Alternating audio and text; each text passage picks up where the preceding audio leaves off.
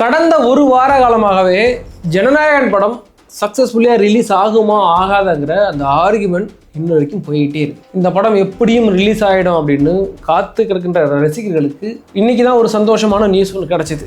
இந்த படத்துக்கு தனி நீதிபதி டிபி ஆஷா அவர்கள் இந்த படத்தை உடனே ரிலீஸ் பண்ணணும், UA சர்டிஃபிகேட் ரிலீஸ் பண்ணணும்னு சொல்லியிருந்தாங்க. அதுக்கு அடுத்த சில நிமிடங்களிலேயே மேல்முறையீடு செய்யப்பட்டிருக்கிறது.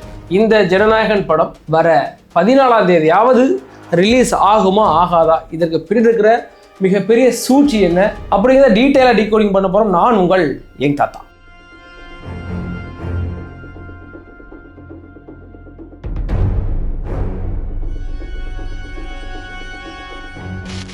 ஜனநாயகன் படத்தில் சுற்றி உள்ள அரசியலை நேற்று நம்ம டீட்டெயிலாகவே பார்த்தோம். என்னைக்காவது இந்த படம் ரிலீஸ் ஆகுமா ஏன்னு கேட்டிங்கன்னா, இன்று காலை 10:30 மணிக்கு இதோட இந்த வழக்கோட தீர்ப்பு வெளியாகும் அப்படின்னு சொல்லியிருந்தாங்க. சரி, இன்னைக்கு 10:30க்கு ரெடி ஆகிடும், எப்படியாவது ஒரு சக்ஸஸ்ஃபுல்லாக இந்த படம் ரிலீஸ் ஆகிறதுக்காக சர்டிஃபிகேட் கொடுக்கப்படும் அப்படின்னு நினச்சிட்டு இருந்தாங்க. தனி நீதிபதி டிபி ஆஷா அவர்களின் தலைமையில் இந்த கேஸ் வந்துச்சு. இன்னைக்கு சக்ஸஸ்ஃபுல்லியாக அவங்க என்ன சொன்னாங்கன்னா, அவர்கள் சென்சார் போர்டு கொடுத்த அந்த மேல்முறையீட்டை ரத்து பண்ணிட்டு இந்த படத்தை உடனடியாக நீங்கள் ரிலீஸ் பண்ணணும், இதுக்கு சர்டிஃபிகேட் கொடுங்க அப்படின்னு டிபி ஆஷா அவர்கள் உத்தரவிட்டிருந்தாங்க. ஒரு சில நிமிடங்கள் கூட தாமதிக்காம இந்த சென்சார் போர்டு என்ன பண்ணுச்சுன்னா, தலைமை நீதிபதி, அதாவது பாரிஸ் கண்டனத்துக்கு அவரோட நீதிமன்றம், அதில் உடனடியாக மேல் முறையீடு செஞ்சிருக்கிறாங்க. இப்போ இந்த படம் ரிலீஸ் ஆகுமா ஆகாதா அப்படிங்கிற மிகப்பெரிய கேள்வி வந்திருக்கு.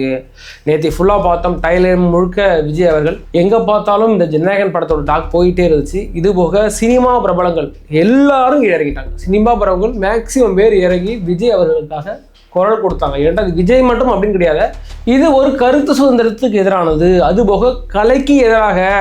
கேட்டால் கலைங்கிறது மிகப்பெரிய பொக்கிஷமாக தமிழோட கலாச்சாரமாக பார்க்கப்படுகிறது. இதற்கு எதிராக தொடுக்கப்பட்டிருக்கிற போர், இதை நம்ம சக்ஸஸ்ஃபுல்லி அடித்து உடைக்கணும்.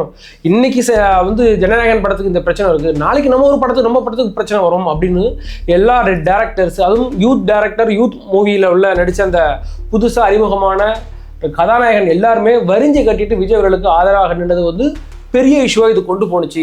நேஷனல் இஷ்யூவாக போணுச்சு. நேஷனல் மீடியாவில் ஃபுல்லாக கவர் பண்ணிக்கிட்டு இருந்தாங்க.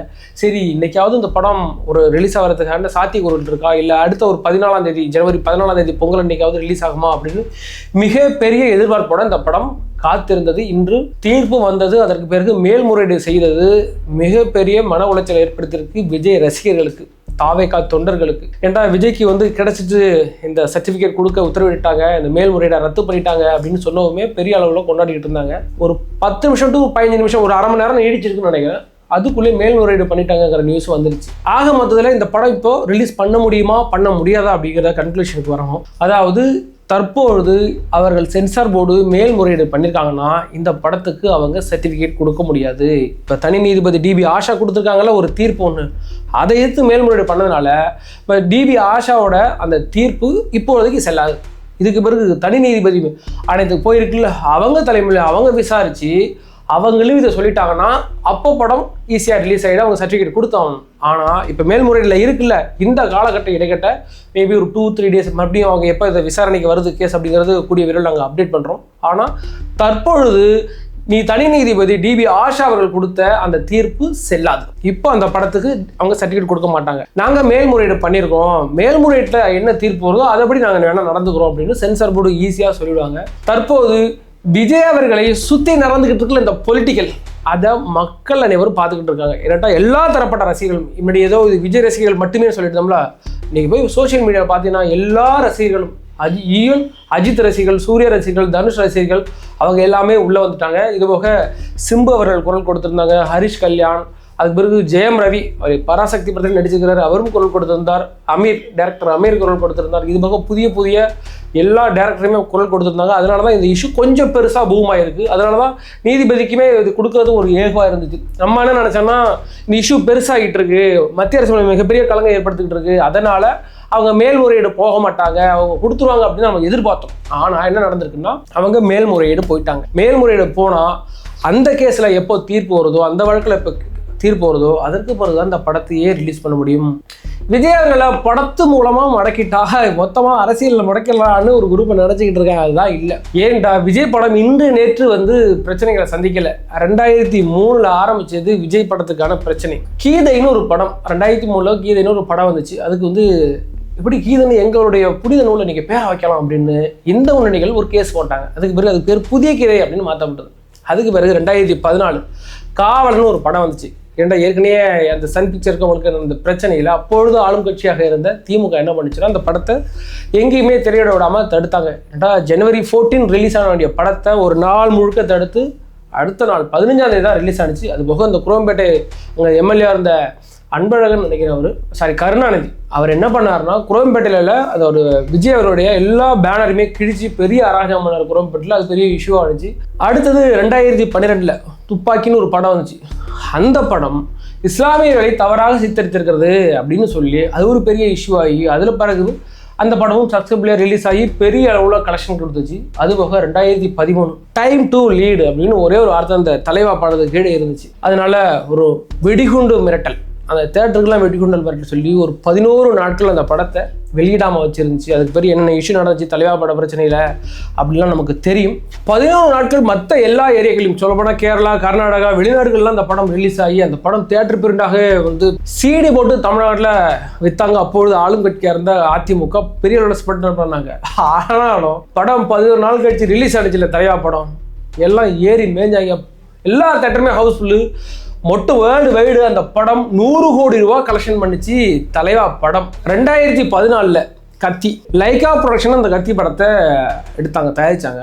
இதுக்கும் வந்து ராஜபக்சேவுக்கும் தொடர்பு இருக்கிறது. அந்த லைகா ப்ரொடக்ஷனுக்கு விஜய் வந்து தமிழர்களுக்கு எதிராக இருக்கிறார் அப்படின்னு தற்போது எம்எல்ஏ இருக்கிற வேல்முருகன், அப்புறம் அந்த வீரலட்சுமி அது மாதிரி குரூப்பெல்லாம் வச்சுக்கிட்டு பெரிய போராட்டம் பண்ணாங்க. எதாவது பெரிய செல்லுபடி ஆகலை. படம் எவ்வளோ சக்ஸஸ்ஃபுல்லாக ஓணுச்சுன்னு உங்களுக்கு நல்லாவே தெரியும்.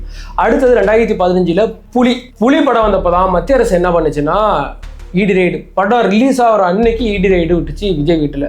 2017 மெர்சலில் GST எடுத்து பயங்கரமாக அட்டாக் பண்ணுறார் விஜய். அதுபோக ஸ்கூல் கட்டுறதுக்கு வந்து கோயில் கட்டுறதுக்கு வச்சிருக்க பணத்தை ஸ்கூல் கட்டிடுவார் விஜய் அவர்கள். நமக்கு தேவை வந்து ஸ்கூல் தான், நம்ம கோயில் இப்போ தேவையில்லைன்னு கொண்டாரு. அதை பிஜேபி சேர்ந்தவங்க பயங்கரமாக எழுத்தாங்க. இது போக ராஜா இருக்கார்ல, நீங்கள் ஜோசப் விஜய் அப்படின்னு விஜய் பார்த்து ஜோசப் விஜய்னு முதல்ல நமக்கு அறிமுகப்படுத்தினதே ராஜா தான். அதுக்கு பிறகு விஜய் என்ன நீ என்னடா சொல்கிறது, நான் ஜோசப் விஜய் தாண்டாண்டு அவர் ஒரு அறிக்கையில் ஜோசப் விஜய் ஒரு அறிக்கை விட்டிருந்தார். 2018 சர்க்காரில் விஜய் அவர்கள் இந்த இலவசங்கள்லாம் எதிர்த்து தப்பாக பேசிட்டாரு, தப்பாக சித்தரிச்சிட்டாரு, ஜெயலலிதா அவர்களை தப்பாக சித்தரிச்சிட்டாரு. என்ன பண்ணாங்கன்னா எல்லா தேட்டர்லையும் போய் விஜயோட பேனரை கிழிச்சாங்க, பெரிய இஷ்யூ ஆடிச்சு. அந்த படமும் சக்ஸஸாக எவ்வளோ சக்ஸஸ்ஃபுல்லாக போணுச்சு அதுக்கு பிறகு அப்படிங்கிறது உங்களுக்கு நல்லா தெரியும். 2020 மாஸ்டர் படத்துக்கு ஒரு பிரச்சனை வச்சு, அது உங்களுக்கு நல்லா தெரியும். நெய்வேலியில் படம் ஷூட் நடந்துட்டு இருக்கும் போதே விஜய் வீட்டில் வந்து ரெய்டு பண்ணதும், அதுக்கு பிறகு விஜய் எடுத்த செல்ஃபி எந்த அளவுக்கு பிரபலமானுச்சு, அந்த படம் எந்த அளவுக்கு ஹிட் ஆனிச்சு அப்படிங்கிறது தெரியும். அதுக்கு பிறகு 2026 தற்பொழுது ஜனநாயகனுக்கு எல்லாத்தையும் விட மிகப்பெரிய இஷ்யூவாக வந்து மாட்டிருக்கு. இந்த படம் ரிலீஸ் ஆகுமா ஆகாதா, எப்போ ரிலீஸ் ஆகிறோம் ஏங்குற அளவுக்கு இந்த படம் இவ்வளவு பெரிய பிரச்சனை செஞ்சது. ஆக மொத்தத்தில் விஜய் அவர்கள் தடைகளை உடைத்தறிஞ்சுக்கிட்டே தான் இந்த அளவுக்கு வந்திருக்கிறார். விஜய் படங்கள் இந்த பிரச்சனைகளை தாண்டி தான் இந்த அளவுக்கு வந்திருக்கு. அப்படிங்கிற பட்சத்தில் இது பெரிய ஒரு விஷயமே கிடையாது. இந்த அளவுக்கு கூட ஒரு பிரச்சனை இல்லைன்னா அப்புறம் எத்தனை எதிரிகளை பார்த்தாலும் சிரிக்கிறான், பழகிட்டான் போடன்னு எழுதின லிரிக்ஸுக்கு என்ன மரியாதை. அதனால இந்த படத்துக்கு இப்படிப்பட்ட பிரச்சனைகள் விஜய் அளவுக்கு பெரிய அளவில் மைலேஜ் கொடுத்துருக்கு. இது நேஷனல் இஷ்யூவாக போயிருக்குங்கிறதுனால விஜய்க்கு இது மைலேஜ் தான். நான் தான் சொன்னேன், படம் ரிலீஸ் ஆனாலும் உங்களுக்கு பிரச்சனை, படம் ரிலீஸ் ஆக வந்தாலும் உங்களுக்கு பிரச்சனை. உங்களுக்கு விஜய் வந்ததுலேருந்து பிரச்சனை தான் யா. இன்னும் இருக்கின்றாயா விஜயோட வாழ்நாள் முழுக்க உங்களுக்கு பிரச்சனை தருவதற்கே அந்த மனுஷன் வந்திருக்கிறாரு. அதனால இதுக்கு பிறகு இந்த போர்க்களத்தில் நீங்கள் எப்படி ஃபைட் பண்ண போறீங்க விஜய்க்கு எதிராங்கிறது மட்டும். ஏன்னா ஒட்டுமொத்த எதிரிகளும் விஜய் சூழ்ந்தா இருக்கிறாங்க.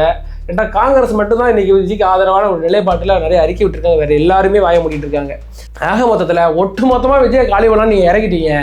ஆனால் விஜய் ஒத்த மனுஷன் இன்னும் உங்கள் எல்லாருக்கும் தண்ணி காமிச்சிட்டு இருக்காரு. அதே மாதிரி இந்த ஜனநாயகன் படத்தையும் வர இருக்கிற அந்த மேல்முறையீட்டில் என்ன மாதிரியான தீர்ப்பு வரப்போகுது, படம் எப்போ ரிலீஸ் ஆக போகுதுன்னு நம்ம பார்த்துட்றோம். கூடிய விரைவில் ரிலீஸ் ஆகும். அது ரசிகர்களுக்கு மிகப்பெரிய விருந்தாக இருக்க போகுதுங்கிற எந்த ஒரு மாற்று கருத்து கிடையாது. இந்த படம் அடுத்தோட அப்டேட் என்ன, அந்த படம் எப்போ ரிலீஸ் ஆகுங்கிறத கூடிய விரைவில் உங்கள்கிட்ட பகிர்ந்துகிறேன். உங்களிடம் விட வருவது நான் உங்கள் லிங்க் தாத்தா.